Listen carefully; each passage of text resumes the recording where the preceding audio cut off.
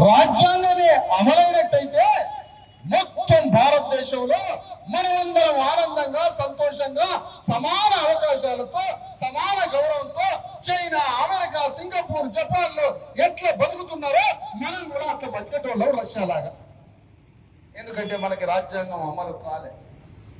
ఒకరి చేతిలోనే అధికారం, ఒకరి చేతిలోనే భూమి, ఒకరి చేతిలోనే సంపద వాళ్ళ గుప్పిట్లో పెట్టుకొని ఉన్నారు.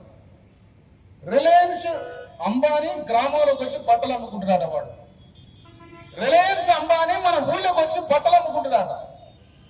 మరి అలా బట్టలు కుట్టేవాడు ఉరి పెట్టుకొని సావాలా, బట్టలు తయారు చేసుకునే పద్మశాలి ఉరి పెట్టుకోవాలా, బట్టలు కుట్టే టైలర్ అయిన మేరుకులప్పుడు ఉరి పెట్టుకొని సావాలా?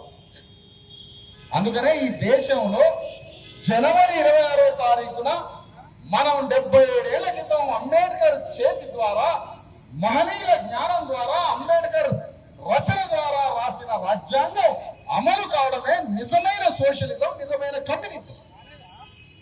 నీకు కమ్యూనిజం అమలు కావాలనుందా? నీకు సోషలిజం అమలు కావాలనుందా? చలో రాజ్యాంగాన్ని అమలు చేయండి. అలాంటి రాజ్యాంగం అమలుకు నోచుకోకుండా ఇంత దుర్భరమైనటువంటి కోట్ల మంది ప్రజలకి ఆరోగ్యం లేదు, చదువు లేదు, తిండి లేదు, పౌష్టికారం లేదు, అధికారంలో వాటా లేదు, మానవ హక్కులు లేవు. ఇన్ని కోట్ల మంది మీ ప్రజలు ఇట్లా ఆగమై అంతం కావడానికి కారణం రాజ్యాంగం అమలు కాలేదు. కాబట్టి ఈ రాజ్యాంగాన్ని అమలు చేయడానికి భారతదేశంలో తెలంగాణలో ఖమ్మం జిల్లాలో అగ్రవర్ణ ఆధిపత్యం మీద మరో స్వాతంత్ర పోరాటానికి జేఏసీ పిలుపునిస్తుంది. పిసిసి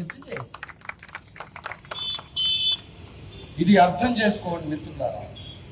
మనం పోరాడేది మన కోసం కాదు, మన కడుపున పుట్టిన బిడ్డల కోసం, మన తల్లిదండ్రుల కోసం, పేద వర్గమైనటువంటి వర్గ బంధుత్వం కోసం.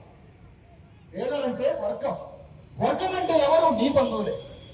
మన పేద వర్గాల్ని విముక్తి చేయాలంటే జనవరి 26, ఆగస్టు 15వ తారీఖు స్వాతంత్ర దినోత్సవం చెయ్యకపోతే